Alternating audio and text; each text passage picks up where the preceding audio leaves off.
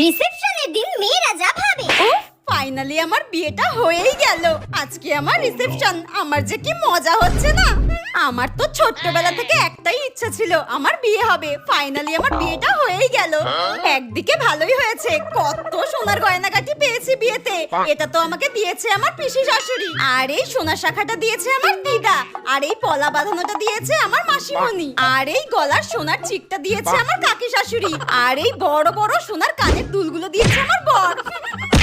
একদিকে ভালোই হয়েছে, বরের চাকরি যদি কোনোদিন চলেও যায়, এই এত সোনার গয়নাগুলো বেচে দেবো। এইগুলো বিক্রি করলে তো অনেক টাকা পাবো, এইগুলো দিয়ে সংসার চালিয়ে নেবো।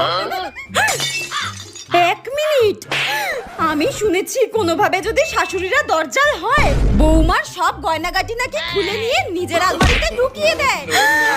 আমার শাশুড়িও যদি এইরকম হয়, তখন আমি কি করবো?